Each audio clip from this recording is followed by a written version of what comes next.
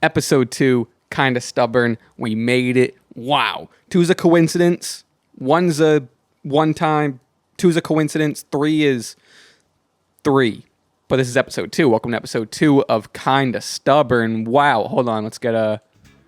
Nope. Yeah. Okay, they're all just drums. There, that's what I wanted. Oh, I hold it. That's gonna come in handy. Everyone, welcome. Welcome to episode 2 of Kinda Stubborn. Woo! Hell fucking yeah.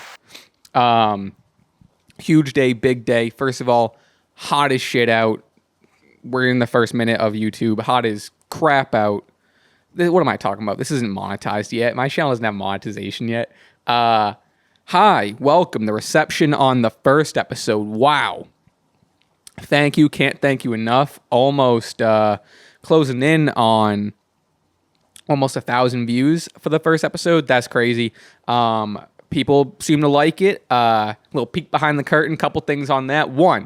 First thing I realized is how underprepared I was. Or I guess the thing I learned was to be more prepared. Because as a person who has, at this point, what are we at for Stash Club?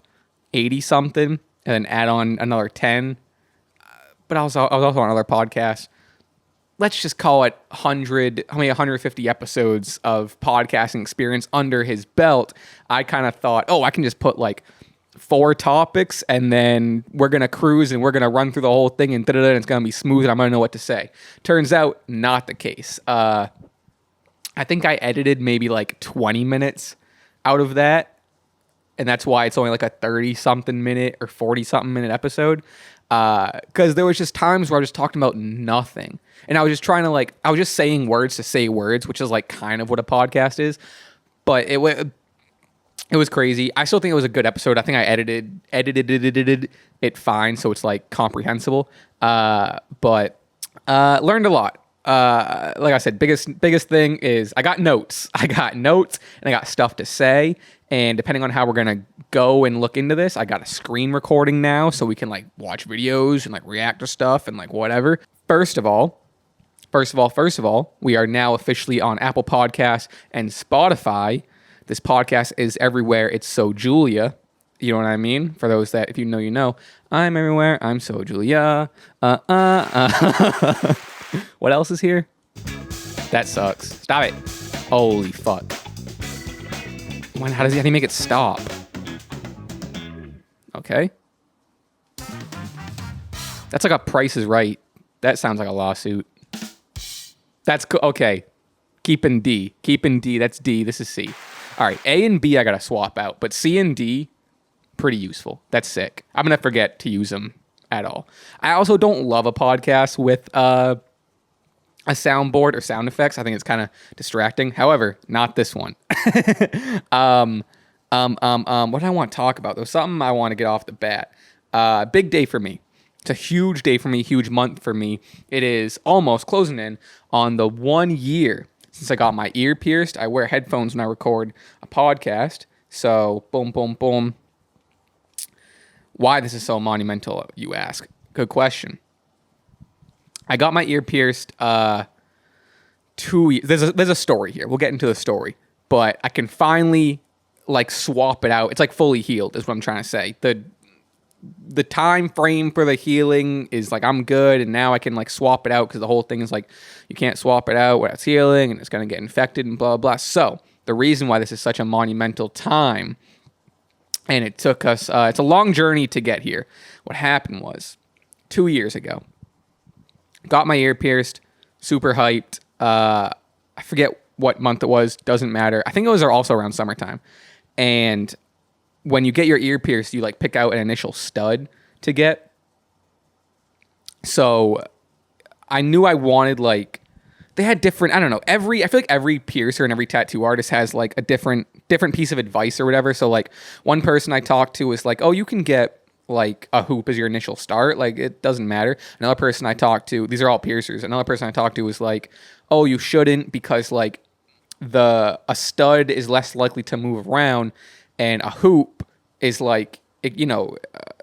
of the exposed tightness of it can like slide in and out of the hole depending on whatever. So it's like it's more likely or easier to get infected. Whatever. I don't know. So I went with a little stud, a little like probably cubic zirconium type thing. That was my first time getting my ear pierced. I didn't really know anything about like sizing. Like I didn't know what would look good. I didn't know. In my head, I knew like I don't want something like huge, but I want something like noticeable, whatever. So I think the piercer had like 3 or 4 sizes. Let's just say 3, and there was like the really, really tiny one that probably like babies get, a medium sized one, which is also like very small, and then like the next size up is probably like what this is that I have now.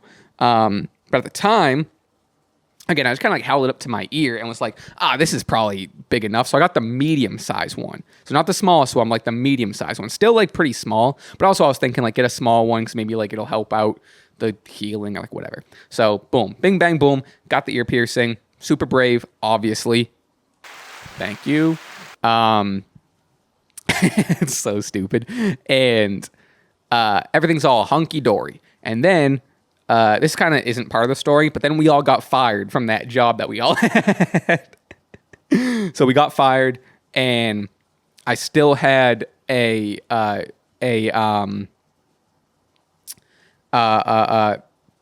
I think I saw the UPS man and got distracted. I still had a Santa Barbara trip scheduled, Santa Barbara, California. So I had that scheduled while I had the job. We got canned, and I was like, well, might as well still take this trip that I had scheduled like now what would be a month in the future. So anyway, go on the trip. Yeah. And at this point, the piercing is probably like, I want to say 3 to 4 months, not more than 4 for sure, but I want to say closer to 3 because you can probably assume where the story's going. And I thought just like a quick look online and what some people thought and said, and I was like, 3 months, plenty of time. Because there is a point, like I think it's after 3 or 4 months, you get your piercing. I think it's called downsizing. So you get like, you keep the same jewelry, but you get a different like end on it just because like, I don't know, it's all about the healing process. But like it was before I even got it downsized. So it was still like the initial piercing that I got. So bing, bang, boom, feeling good, feeling like Julia. I felt like so Julia. Before feeling like Julia was even a thing in Santa Barbara. Oh, I'm in Santa Barbara, I'm so Julia. Long story short, I went swimming in the pool and the ocean, Pacific Ocean. First time being in the Pacific Ocean. First time swimming in the Pacific Ocean. So that was a cool experience. However, what wasn't a cool experience is the next day, my ears started to be a little tender. Started to get a little red. Kind of ignored it. Maybe thought I just like irritated. I didn't think much of it. A couple days go by. Now we're leaving Santa Barbara. My ear's still kind of fucky. We're on the plane ride. And I just kind of thought maybe it was like, it hurt on the plane ride, but I was kind of thinking like, oh, like it's still a new piercing, the irritation. Like I had like these headphones in and I was, I don't know, maybe just squishy, it's squished in headphone pain. I don't know, whatever. Now I'm home and more and more time goes by and it's starting to swell up. It's not like in super, like if I like touch it or squeeze it, it like hurt, but I wasn't like sitting there in pain. But it was just swelling up more and more and more. And the more it swelled up, the more I got concerned. And it got to a point where it swelled up so much, it was pushing on the front and back of the piercing.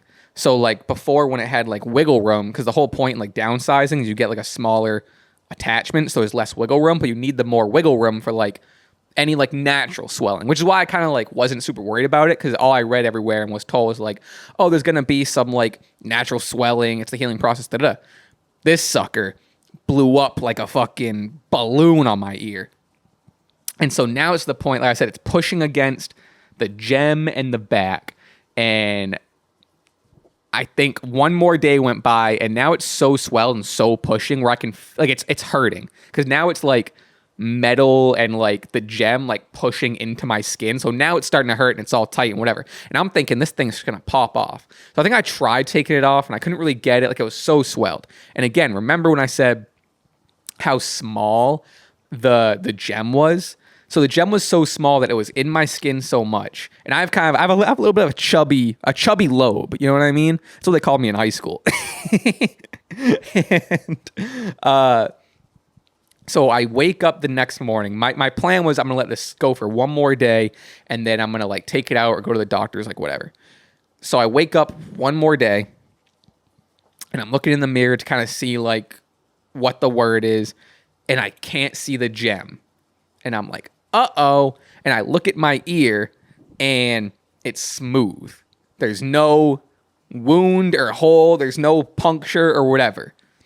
What happened was, in my sleep, the swelling got so much and the gem was so small that my ear swelled up and the pressure made the gem slip inside my earlobe. And it was still such a fresh piercing and it was all swollen, like still like small and close together.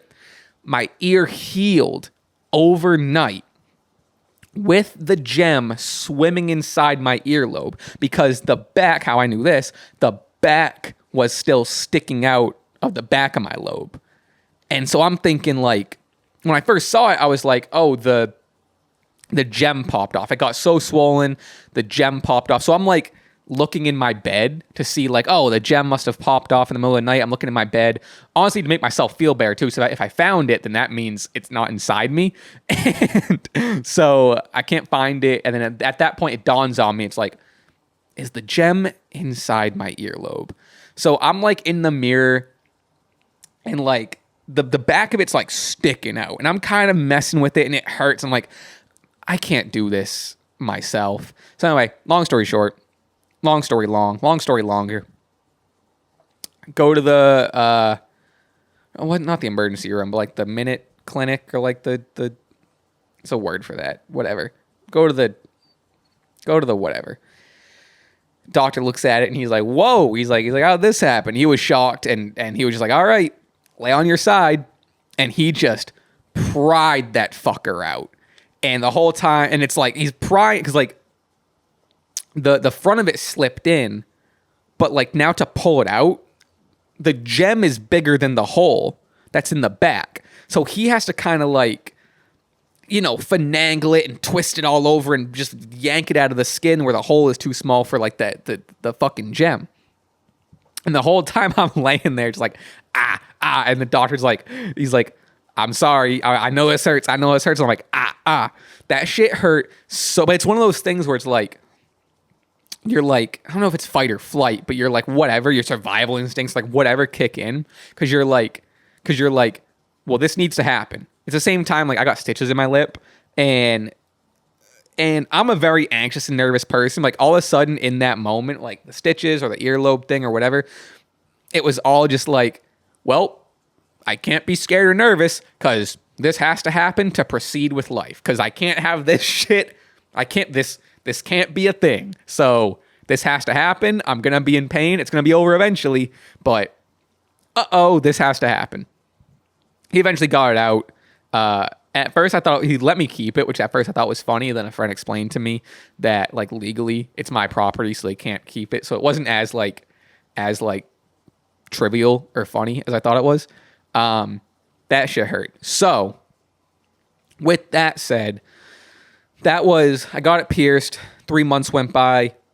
And I had my ear all bandaged up. I think I made a TikTok about it. So there was the initial, that whole healing process. And then initially after that, I'm like, well, I'm not doing that again. I'm not getting my ear pierced. So like a few months go by until I kind of like work up the courage, I guess, to get it done again. And like, oh, let's try this again.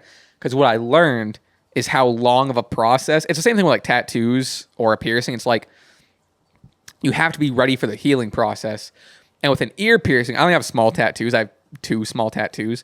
But with the ear piercing, you gotta commit. Like if someone tells you, hey, you can get this cool thing in your ear, or like this cool little whatever, but the deal is you can't touch your ear and you can't get it infected and you gotta be safe for 4 to 6 months, realistically 6 months to 12 months.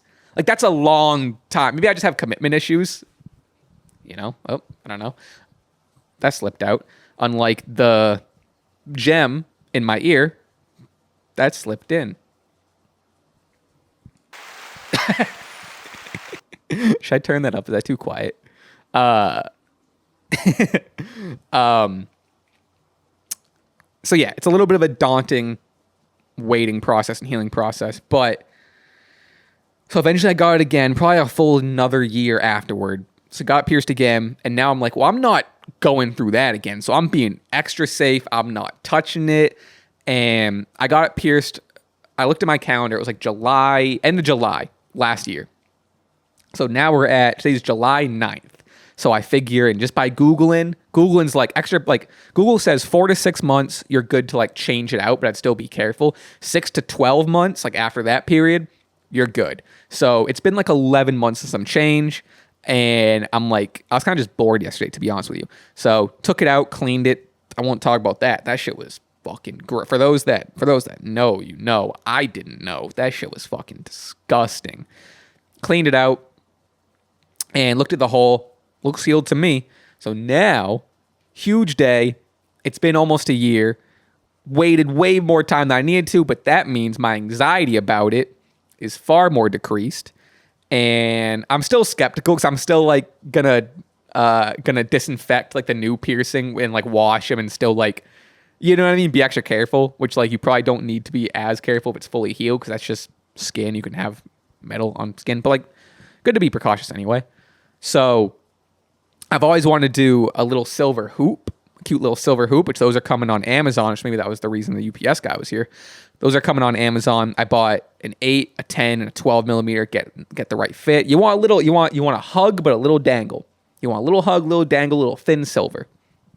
And my mom, for my birthday, no, not for my birthday, for Christmas, she got me like, my uncle's like a vintage, or not a vintage, but like an antique, same, an antique dealer.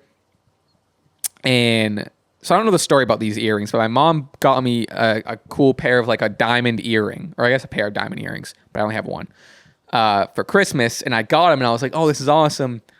But at that point, my piercing was like still pretty fresh. And I was like, I gotta wait like 4 more months, or I guess at this point I waited, if that was December, I waited several more months to do it. So now I'm very, very happy. I'm very, very glad. I didn't swap them out yet. So I bought rubbing alcohol. I'm gonna disinfect them. But now I'm really excited that I can swap out the ones that like my mom and my uncle like got for me. And I guess my mom says they're real diamonds. It's nothing crazy. It's like the same size as like this. You know what I mean? So it's nothing crazy. So I'm excited to do that. Like I said, I got the hoop. So now to have a little interchangeable. I don't know if I'm going full dangle. I feel like that was a thing a few years ago. And I don't know. Those seem like the only 2 options I got. Are a little silver hoop and like a diamond stud. I don't know. I'm new to this. Maybe there's different studs. I don't know. I'm freshly new to the ear pierce, the earrings game, I should say. Because I'll go to like a flea market or a farmer's market or whatever, one of those like craft markets or whatever. And, you know, my friends will buy like cool earrings or cool little like Etsy homemade earrings and shit. So that might be cool to kind of dive into. Again, I don't know how many options I want. Like, I don't think I'm going to get anything like, I don't think I'm going to be like the Young Bucks, wrestling reference in a non-wrestling podcast, count it. Jesus Christ. Maybe too loud. And have like, you know, like dangling. I think Matt or Nick Jackson were like the feather or whatever. I don't know. That was cool in like 2019, but we're over it. So, everyone, thank you. It's been a long journey. Genuinely, it's been like a 2-year fucking journey just to have a healed ear piercing and be able to be comfortable with like swapping in a new earring or whatever. But anyway, that's not the whole show. Long story. Wow. Good job, John. That was fucking crazy. I want to talk about, we got some interesting stuff to talk about, but first, more about me. Been working on some new songs this week, which I feel like I haven't done in a really long time. It felt good to kind of get back to that. Beware on Twitter, my guy, you sent me some beats. Let me see if I can just pull this up. Ben Beware, right? Sent me some stuff. That was months ago. Not that I expect you to listen to this, but got some stuff not ready. I almost said like got some stuff ready to send you. I'm still recording and mixing over it, but like wrote some stuff. I want to touch like you sent me a little pack, so I want to like touch everything. But Yeah, it was cool. It was I don't know. I go through ebbs and flows of like oh, this month I'm feeling creative. This month I'm depressed. This month I got broken up with. And you would think that'd be motivation, but no. Turns out sometimes you're just sad. Write songs about them later. I did, and it didn't come out good. I think it was good to get out. It wasn't good. My philosophy with like good and bad songs is like it's all an iceberg or a block of ice. Not an iceberg. Block of ice. And you're gonna make, and like artists talk about this all the time, where it's like they make 1,000 songs and they're like, yeah, 600 of them are shitty. You gotta get the shitty songs out. And the iceberg, I guess, the ice block is like chipping away. You chip away the bad songs to get to the good songs. So you gotta get the good and bad out of your system, because it's all one flowing conveyor belt machine or whatever. So you can't skip the line. So whatever, and you don't know what's next. So you just got to do it and make a song. And at the end of it, you either like it or you don't. And then if you like it, boom, great. If you don't, then it's like, all right, well, I got that one out. Like that one was the next one on the conveyor belt. And now I can see what the next one on the conveyor belt is. You know what I mean? Does that make any sense? So that's kind of how I treat it. And there could be 10 stinkers on that conveyor belt. But you're not going to get to that good song unless you get through and learn and grow from those 10 songs on that conveyor belt. And those, I'm getting away from the ice block analogy. I thought I had something there, but the conveyor belt makes way more sense in my brain. And you get to that 10th one after those, or that 11th one after those 10 stinkers, boom, you got one. And then who knows? After that 11th one, 12 and 13 could also be good. 14, 15 stink. But look at that. There's a half decent one. We'll take a half decent one. You know what I mean? So that's kind of my process with it. Really getting back into it, which I'm kind of excited to like have this platform to be able to like. I think it'll be cool to document and talk about the process. I did make this one song yesterday, called "Rich Girl," and kind of as you'd expect. I like the song. There's an old song by Skizzy Mars and G-Eazy back in that era of like, I don't know, what the fuck was that? 2010s. And they had a song called Pay For Me. And it was just a fun, silly song, but it was all from the perspective, because like the usual, like, I feel like the usual, let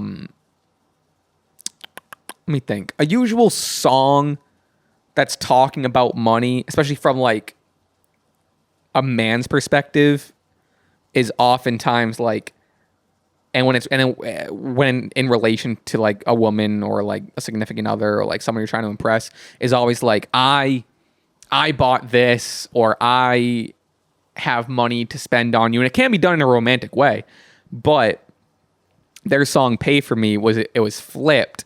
And instead of them being on the song being braggadocious and I have the money, it was all about like the woman having money. And the song was like, you know, you could pay for me.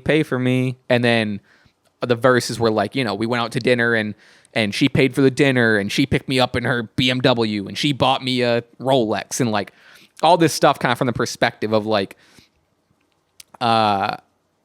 just like, oh, this, I'm seeing this confident, rich, I don't know, maybe empowered sort of like woman. I think that's an interesting perspective you don't see as much. And so, anywho, I kind of had that and wrote the verse, and you know, the verse is all just like kind of like, oh, like she has a fancy car and like all this shit. I don't know. And then I wrote the verse, and the first line of the verse goes, I'm gonna get the key wrong. It's like, I'm trying not to get away from that. The point I'm gonna make has to do with like the key and whatever. But anyway, the lyric goes, she's a rich girl. Like, she's a rich girl, or she's a rich, I don't know, whatever. So I wrote the hook, recorded it. Haven't mixed it yet. A day or two goes by, and I'm on a walk, just kind of thinking about the song, kind of going over it in my head.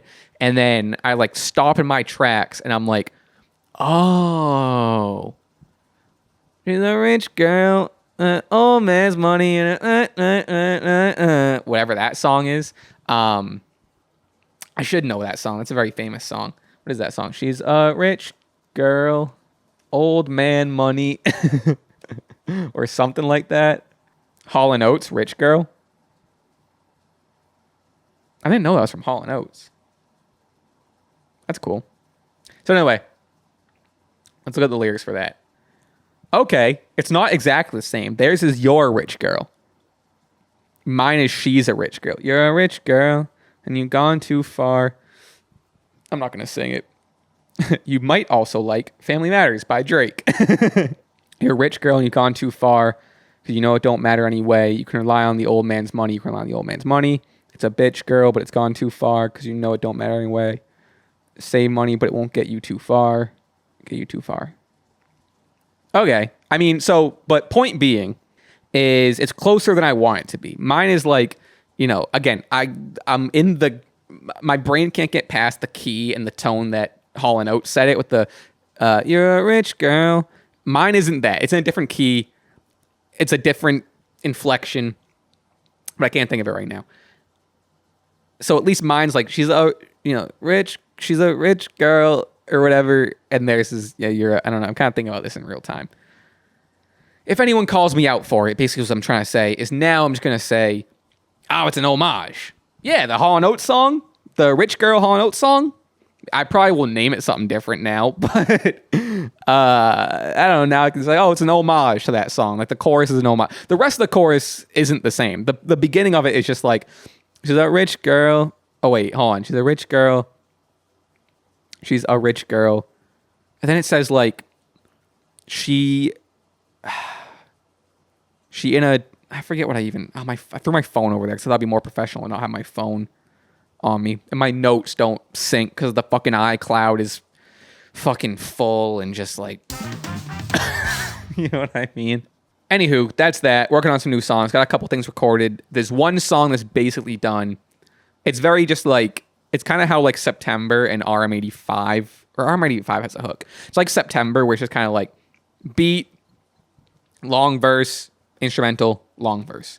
So I think that'll kind of like get me back into it, but don't expect some stuff anytime soon. I'll say it now. Unfortunately, don't expect some stuff super soon because I make this mistake every time where I finish a song and it's like, oh, this can be released. This is good. This can be released. It's release worthy.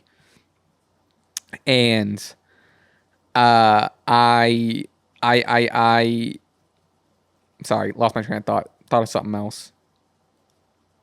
Oh, I won't have anything to follow it up because I'll just like preemptively or like jump the gun putting that song out. And then it's like, oh, I should probably follow up with like other singles or a project or whatever. But I just had that song and like, let's say I shot a video for it, like whatever. And then I'm not confident in anything else I have. So I then can't follow it up. And then a year goes by between releases. So what I'm trying to say is what I want to do. I have like one or two like ready to go, but I want to have like a little bit of like a backlog. So like for maybe like a month or two, I can just kind of be consistent, you know, and then maybe, you know, take a little break, work on some more stuff and, you know, work on stuff while putting that stuff out. But putting stuff out is a process. The whole, you know, it's just me.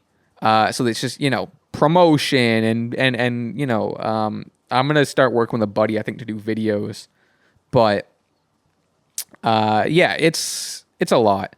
And also there's like a nerve-wracking part now where it's like, I have fortunately through Stash Club gained like a bigger audience, like hence the reason for this podcast, hence the reason for 1,000 views on the first episode, which again is crazy. And thank you. But now it's nerve-wracking because now there's a bunch of people who have like, you know, follow me on Instagram or Twitter or whatever that like don't really either have found out I make music or don't know or whatever. So it's just not like the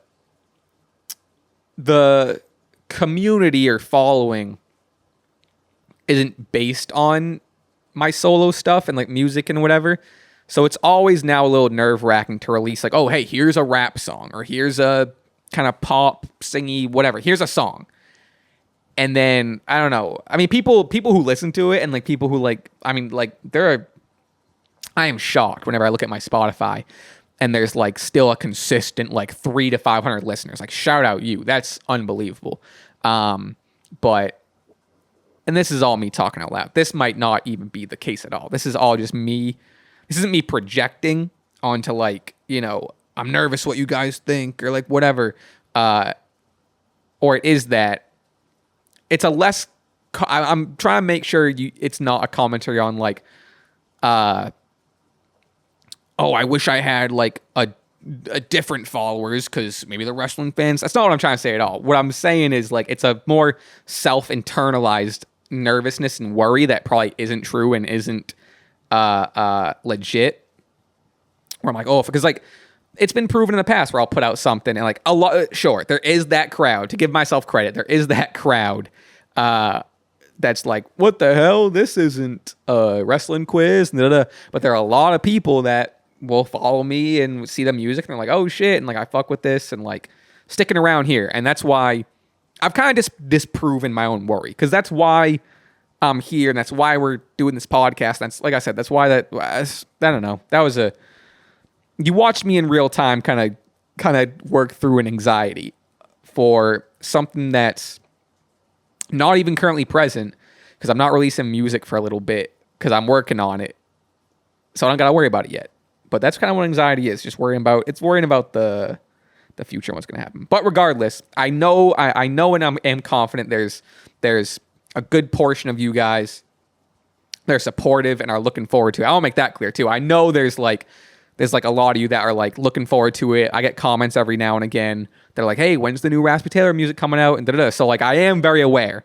I want to be clear. I am aware that there are people that are like, no, we want your, you know, music out and excited to hear it. Da-da-da. So like, I see you, but it is a classic thing where it's like, you know, all creators will say like, you see the 100 positive comments, but then you see the one negative one, and the one negative one, because it's negative, is the one that kind of festers in here and kind of like, you know, fucks you up, and is the one you think about. But you should be thinking about like, that's the outlier. But for some reason, the outlier is what really sticks with you. You should be focusing on those 100 positive ones. You know what I mean? Okay.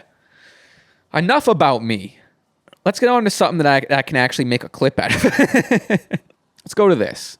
This might take some time. This might bring us to the end of the episode. Good ep. Can you already tell how like, I think I catch myself, I think I talk fast in general, but I'm not nearly as nervous as I was the first episode. I'm a lot more comfortable, but I think I still catch myself talking fast, which, I don't know, depending on how your brain works, you either like or don't like when you're listening to a podcast. So I'm trying to work on talking at a normal speed, but my brain kind of just like goes too fast for my mouth, and then I'm just like, I end up being just like, all right. Are we aware of the Coney Island hot dog eating competition controversy that has taken Coney Island and the rest of the world by storm? Do we know about Joey Chestnut's ban? If you don't know, basically, Joey Chestnut, Jaws as they call him, the GOAT, the most decorated champion in history, more decorated than Tom Brady, more decorated than Ric Flair and John Cena, more decorated than Michael Jordan, more decorated than Tiger Woods. Don't quote me on any of that. I guess he signed a deal with Impossible Meat or Impossible Burger, right? Basically like a Impossible Meat company, but I think the company's called Impossible. Signed some sort of deal with them, and I think either he's a spokesperson or he's in competition or going to be entering a competition, which he did. We'll get to that. Coney Island hot dog eating contest. Again, for those that don't know, he's like the world champ of the hot dog eating contest, breaking like unbelievable, untouchable records. He wins every year. No one can touch him. It's insane. But I guess they have a non-compete rule that by him signing with this Impossible company, and I guess I kind of read something about it where it was like, Their rule is like you can't have a deal or compete or do some sort of deal with any other competing meat company. And Impossible Meat, even though it's like not real meat, falls in that category. So he got banned. Almost made a reference to a niche TikTok. I don't want to talk about. That's a whole other can of worms. So BANNED, banned. That's some real 2021 TikTok shit. Hope that guy gets help. For those that know, I don't want to get into it. But for those that know, anywho, he's banned from Coney Island hot dog eating contests. People are pissed. He's been the defending champ for fucking ever. So now they still had the competition. They did crown a new champion. New champion is Patrick Bertoletti. Sounds right. With 58 hot dogs in 10 minutes. I want to repeat that because that's going to come into play later. He ate 58 hot dogs in 10 minutes. Not touching on Joey's record. It's a separate competition. So like you don't have to win the competition and become the champ. You don't have to break last year's record. Joey often does. It's usually his own record that he breaks. He's usually a lot more than 58. But I digress. He's the new champ. But this former champ, the powerhouse, wasn't there to defend his title. False champion? Maybe. One of the coolest moves, one of the most baller moves I've ever heard, Joey competes in a Impossible Meat hot dog eating contest with this Impossible company, his new company, at the same time, seemingly, as the Coney Island contest. This man, remember the number from Patrick, 58 hot dogs in 10 minutes. This man puts down 57 hot dogs in half the time at 5 minutes in a 4 versus 1 handicap competition. Wow. Are you crazy? 57 hot dogs in 5 minutes versus this guy, the quote world champion, 58 hot dogs in 10 minutes, double the time, almost the same amount of hot dogs. Joey went twice as fast. That's unreal. And it was also 4v1. So I think, I'm assuming correctly, it was those 4 competitors' total hot dogs in 5 minutes combined versus Joey's 1. That's crazy. So here's and I don't know about this. I'm not someone that eats Impossible Meat. I'm not really a hot dog person. Are Impossible Meat hot dogs easier to get down than just regular real meat hot dogs? I don't know. I'm not the one to say. I don't know. I don't have the experience. If someone could let me know in the comments that has experience with both, I don't know. I wish I knew. But you gotta be fair. You gotta play every side here. With that said, though, that's a factor. I feel like that's not a huge factor. Maybe it's harder. Who knows? Maybe Impossible Meat's harder. I don't know. With that said, though, I don't know. Is Patrick, what's his name, Bertoletti? Is he a false champion? Is Joey the real winner? I think Coney Island screwed up. Joey was I don't want to say the only reason, but Joey was their Tom Brady. Joey's their LeBron James. He's the reason people are tuning in. They want to see him compete, him destroy the competition, him win again. It's crazy that they just gave him a ban out the gate. Yes, he did screw around with contract stuff and like whatever. I'm not even saying that he should have done that or that he's in the right. Like it sounds like he's kind of in the wrong. He probably shouldn't have done that. But maybe a slap on the wrist or like I don't know. I'm sure behind closed doors there were negotiations and they probably asked him to leave the Impossible company. Maybe he didn't do that. I don't know. There's a lot that probably went on that we don't know about. Regardless, that was their golden goose. And they just banned him for life, seemingly. I get it. They're still gonna, I don't know. I'm just thinking from like a financial business perspective. All he didn't do anything bad. He just fucked up contract shit. You know what I mean? I don't know. I I get it, but at the same time, it's like, you know how much fucking money you probably lost? I don't know, man. He also has like I found this out. He does like, Matt Stoney also competed in the Coney Island contest. And he was, for a while, he was one of Joey's closest competition. Matt Stoney's, I haven't seen him. I feel like he doesn't upload as frequently. But he's been killing it on YouTube. Millions of subscribers. Joey, I feel like, I don't know the history, but Joey's been getting into it. When I last looked, he had 300,000, which is nothing to shake a stick at. Or whatever that saying is. 304,000 subs. Today's my cheat day. Whoops. Not the most consistent upload. He doesn't even get crazy views. Maybe, I don't know. I've never watched one of his videos. Maybe he's got the production. Production looks good.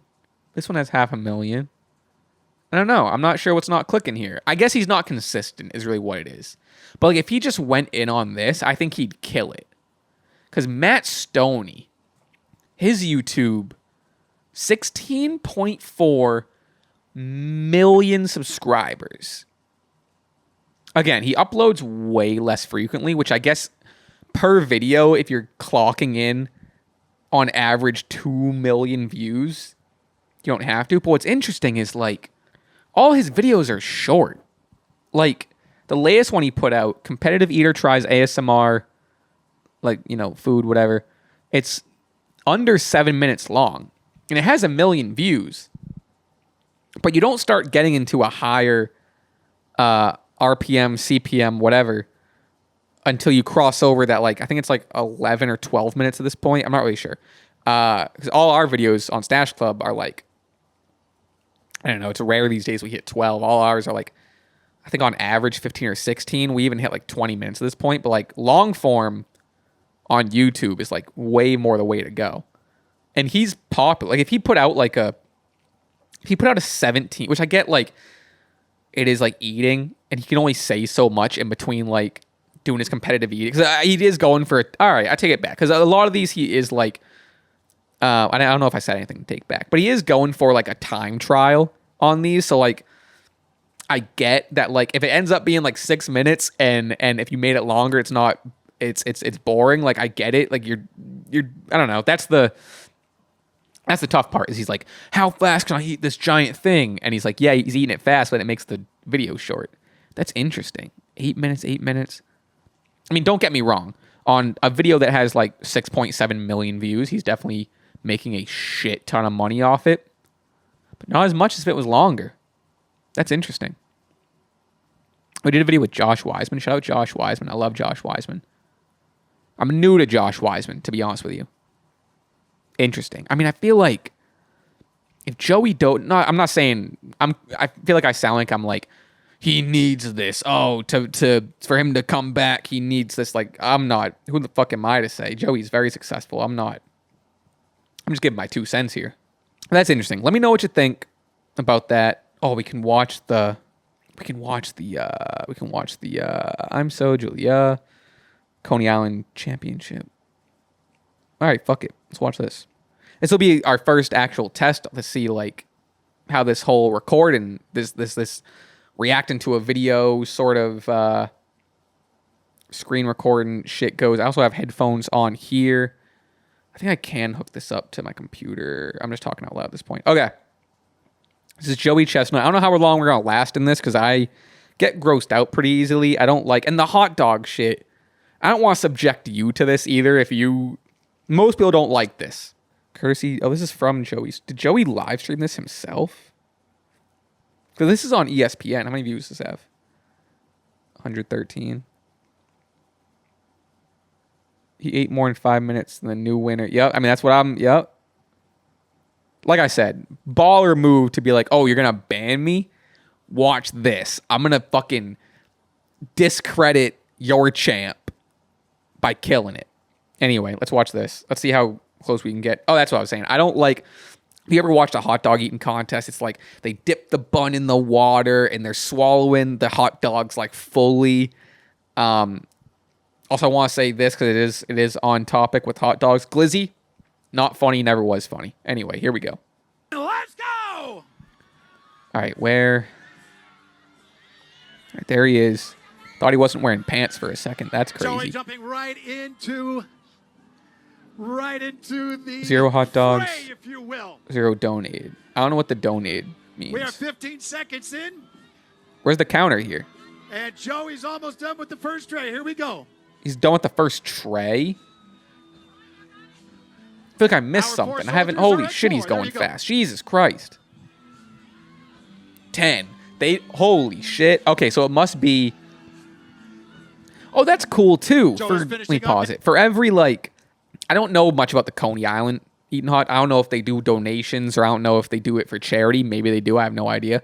But this is cool, especially if they don't. This is a cooler move to do this. And then not only did you crush your competition at the other brand, you also are donating a shit ton of charity. It looks like $1,000 per hot dog. Now, also crazy to count. The louder you get, the faster they eat. Jesus Christ. Joe, it's 10 in. Oh, the score counter is having trouble to keep up. I mean, you gotta keep up with these 4. Come on, 15, Jumbo, 20. go, Jesus Christ. It's not even going up by like 1. It's going up by 5 at a time. That's how fast he's going. $25,000 donated. Joey has been known in the past to eat about 42 hot dogs in 5 minutes. We'll see what kind of pace he's on here. Wow. All right, let's remember, folks, he's here doing skip ahead here. Puente, Shook, Elliott, and Garcia. All right, 3 minutes, 2 minutes. All right, 2-minute timer. He's at. Joey's bearing down. Wait, is this total? He's got 36. He's got 37. He's now on 30. This must be total because he only ate. Okay, this is total hot dogs. 39 and 40 right here. And his individual score is like. Joey's at 39. Oh, okay. He's at 38. They're at 34. Oh, so he. How much did the other 3 guys eat? 70,000, 75,000 donated, 75 hot dogs total. He's at 44. They've been stuck in the 30s. Oh my God, this is gross. I'll skip. I don't. 50, everyone counts now. 45. It's 40 seconds. All right, we'll watch from 30 seconds and just. All right, he's at 51. They're at 47, 52. Joey's at 52, 53. Here he's right in that. This is right in that marker. Too much. It's going to be 54. We got 20 seconds left. 20 seconds. I mean, he can stop now. 53, 54. 15 seconds. 100 hot dogs total. Right now. Here it is. 100 hot dogs total. $100,000 donated by Impossible. 7, 6, Operation 5, Homefront. 4, 3, 2, 1. Get one more down. That's it. And I think they also count it. I think as long as it's like in you. So if you put like that last one, he got one more. And I think as long as like the whole thing's in your mouth, they'll count it. And I also think it has to be like a bun and a dog counts as 1. So if he puts down, puts down a dog, he's got to do the matching bun, I guess. I'm acting like I know what I'm talking about, but 106 total hot dogs. More than half, 57 of those by Joey. $106,000 donated to what cause? I don't really know. I'm imagining Operation Homefront. The other team had 49. Oh, and then, which I don't know if this came to, let's hop on Twitter. I don't know if this came to fruition here. But Joey then said on X, I hate calling it X. I hate calling it X, and I hate every time I call it X, I have to bring attention to the fact that I called it X. Joey Chestnut. You know what I was going to do? I was going to react to, or not react, but, whoa. Oh, huge update. Okay, sorry. A lot happened at once. I was going to watch the Not Like Us video on here. 1, because this isn't monetized yet. 2, because at least, I don't know about the music for the music video, but at least for the song, I heard that to get it even like to go crazier, Kendrick and his team weren't like taking down reaction videos or people that had the song in it, so people like could make reaction videos to like the Not Like Us song. They wouldn't get flagged. So I kind of thought, like, oh, that's a little freebie. But anyway, what I was gonna say, on July 7th, Buffalo Wild Wings said, "Hey Joey, if you eat 200 boneless wings tomorrow at all you can eat, I'll extend it." What does that mean? Hey Joey, if you eat 200 boneless wings tomorrow at all you can eat, I'll extend it to 8/14. I don't know what that means, but either way, they challenged him to 200. He said, challenge accepted. I'm a fan of your boneless wings. 200 will be a record for generations. Is there a video of it? And then 19 hours ago, hashtag, okay, so it's all a partnership, of course, but he said, mission accomplished, 200 wings in under 38 minutes. Buffalo Wild Wings, all you can eat, boneless. Oh, it's an all you can eat. Oh, I see what this is. And the fucking 200, like the 100 Wilt Chamberlain. That's cool. BWW partner. Buffalo Wild Wings sponsorship is fucking sick. Where is this? First of all, I didn't know it's all you can eat of their shitty wings on Monday and Wednesday. All right, sorry. I can't type into boneless. What am I typing? Boneless Wild Wings. Buffalo Wild Wings. Their channel? I want to see this. Oh, I see what's going on. So when you look up the I think I watched this video. Keith from the Try Guys also did wings. Seems like I don't know if that video is sponsored or not. Includes paid promotion, but that might not be from Buffalo Wild Wings. But it seems like Buffalo Wild Wings are on a little bit of a marketing campaign here. Prepping for a chicken wing contest. 272 wings devoured. Where can we watch this? I mean, I'm calling bullshit. I'm not calling bullshit. That's crazy. Why would they not put the video out? Why would they just say he did it? This could be bullshit. We got to see the video. I'm sure it'll come out. I'm sure it seems like a marketing thing. I'm sure Buffalo Wild Wings will do a big full production release on their YouTube channel or something. But I'm surprised they would just do a tweet. Wow, 5.9 million views, 58,000 likes on that tweet, Joey Chestnut. What I was going to say, long week for him. Imagine let's just assume, because we don't know when this picture was taken. There's no video, no timestamp. Let's assume this is what it is. On July 4th, he ate 57 hot dogs in 5 minutes. And then judging by the timeline, he got challenged on July 7th. Then on July 8th, which was a Monday, so that would be the all you can eat. 4 days. 4 days.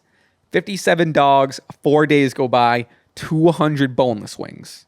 What I'm curious about is the sauces. Did he do dry rub? A dry rub will go down a lot faster than, a wet, sticky mess. What are the rules here? What are the implications?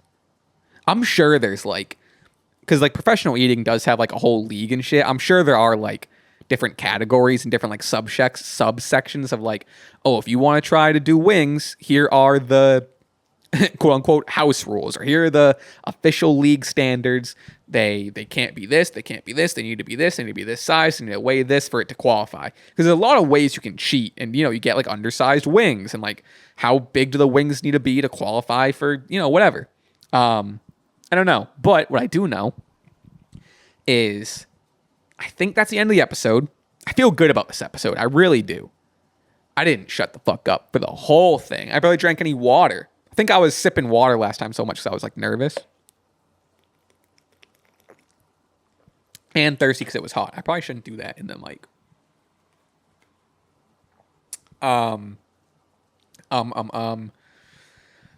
Yeah, I have a couple, this is kind of nice. I have a couple things saved, for next time. For instance, did we know that Jerry Seinfeld has a Pop-Tart movie? More on that next week on Kind of Stubborn. Thank you for joining. Here's a little peek behind the curtain. Another peek behind the curtain. And I don't want to sound not thankful. I want to, with like I said, I did the same thing with the music, and did almost 1,000 views on the first episode. Amazing, unreal. However, as a person who's kind of been in this online content creation, YouTube production thing, where series have been started and ended, the first episode is always successful. There's an asterisk there, because if it's, if you have some sort of like audience or whatever, or eyes or whatever to carry over that would have any sort of interest on a first episode, even if you don't, because even if like you put out an episode of a new thing, let's say like you don't have an audience yet and you put out like an episode and you have like 200 followers on Instagram, all those people, like all your friends and all your friends from high school are gonna be like, what the fuck? So-and-so made a podcast. I gotta check this out. They'll click, watch 3 seconds. It's just, a lot of it is a curiosity click. And that can happen. I think that can happen. The numbers will be different. So obviously if your audience really isn't grown yet, what the fuck? Sorry.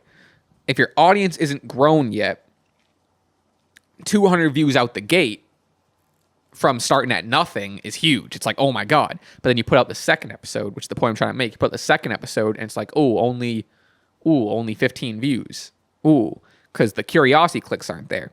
The people who are just like, either they could be hate watching, they could just be casual watching, they could be people from high school, they could be whatever. Point I'm trying to make is amazing 1,000 views, and I got a lot of subscribers, and the reception of it and the comments have been great. However, this is the test. 2 is the test. Episode 3 is the real test. Like I said, 2 is a coincidence. Episode 3 is the real test. Regardless, if 20 people watch it, if 1,000 people watch it, if 1 million people watch it, if 14 people watch it, whatever, amazing. Thank you for the ears, thank you for the listens.